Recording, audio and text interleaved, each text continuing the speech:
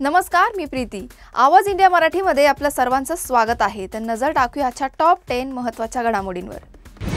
गुजरातमधील भूपेंद्र पटेल सरकारच्या संपूर्ण मंत्रिमंडळाने काल राजीनामा दिला असून आज नवीन मंत्रिमंडळ गांधीनगरमध्ये शपथ घेणार आहे। सर्व 16 मंत्र्यांच्या राजीनाम्यानंतर आता नव्या टीममध्ये 26 मंत्र्यांचा समावेश होणार आहे। हा बदल 2027च्या विधानसभा निवडणुकीच्या तयारीचा एक भाग असल्याचं मानलं जात आहे।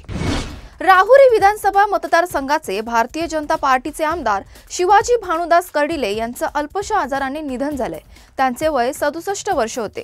त्यांच्या निधनाने नगर जिल्ह्याच्या राजकारणात एक मोठी पोकळी निर्माण झाली आहे। शिवाजी कर्डिले यांचा राजकीय प्रवास हा बुऱ्हाणनगर गावच्या सरपंच पदापासून आमदारकीपर्यंत झपाट्याने घडलेला होता। राष्ट्रवादी काँग्रेसचे आमदार संग्राम जगताप यांचे ते सासरे होते। बीडमध्ये आज आयोजित ओबीसी महाएल्गार सभेने राजकीय वातावरणात गदारोळ निर्माण केला आहे। या सभेचे नेतृत्व राज्याचे अन्न आणि नागरी पुरवठा मंत्री छगन भुजबळ करत आहेत। ओबीसींच्या आरक्षणाच्या संरक्षणासाठी ठाम भूमिका घेतलेली भुजबळ यांनी जाहीरपणे सांगितले की ओबीसींच्या आरक्षणाला कोणीही धक्का लावला तर आम्ही सहन करणार नाही। बिहारमध्ये राजकीय वातावरण चांगलंच तापलं आहे। भाजपाने बिहारच्या निवडणुकीसाठी आपल्या स्टार प्रचारकांची यादी जाहीर केली आहे। या यादीत मुख्यमंत्री देवेंद्र फडणवीस यांचे नाव आहे। म्हणजेच आता फडणवीस हे बिहारच्या निवडणुकीत पक्षाचा प्रचार करणार आहेत। बिहार राज्य पिंजून काढून ते भाजपच्या तसेच नितीश कुमार यांच्या उमेदवारांचा प्रचार करताना फडणवीस दिसणार आहेत। मनसेच्या वतीने दरवर्षीप्रमाणे आज शिवाजी पार्क मैदानावर दीपोत्सवाच्या सोहळ्याचे आयोजन करण्यात आले। या सोहळ्याचे उद्घाटन शिवसेना ठाकरे गटाचे प्रमुख उद्धव ठाकरे करणार आहेत। हा कार्यक्रम सायंकाळी 6:30 वाजता होणार आहे। यामुळे ठाकरे बंधू दिवाळीतच राजकीय धमाका करतात की काय याची चर्चा सध्या राजकीय वर्तुळात रंगली आहे।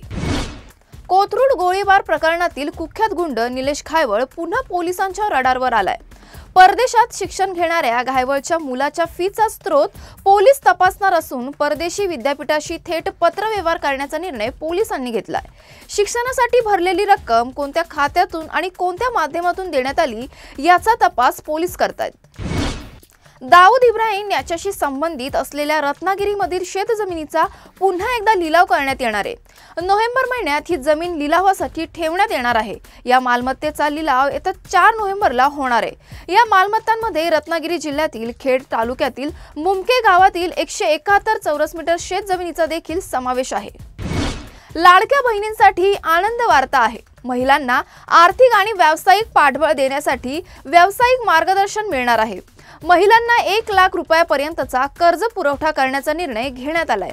मुंबई जिल्हा मध्यवर्ती सहकारी बँकेच्या दादर शाखेमार्फत हे स्तुत्य पाऊल टाकण्यात आले असून बँकेने व्यावसायिक कर्ज योजनेतून 57 महिलांना कर्ज पुरवठा केलाय। या धनादेशांचे वाटप मंत्री अदिती तटकरे यांनी केले। हा कर्ज धनादेश म्हणजे केवळ आर्थिक मदत नाही तर राज्यातील ग्रामीण आणि शहरी भागातील महिलांच्या उद्योजकतेला त्यांच्या आत्मविश्वासाला दिलेला बळ असल्याची प्रतिक्रिया तटकरे यांनी दिली आहे। महिला विश्वचषकमध्ये ऑस्ट्रेलिया उपांत्य फेरीत प्रवेश करणारा पहिला संघ ठरला असून ऑस्ट्रेलिया पॉइंट्स टेबलमध्ये पहिल्या स्थानावर आहे।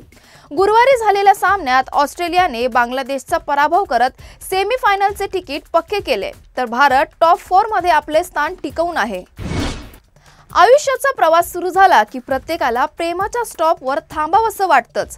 काही जण थांबतात, काही जण रमतात, काही जण भेटतात। प्रवास पुढे चालू राहतो पण त्या स्टॉपवरचं रेंगाळणं मनात साठून राहतच।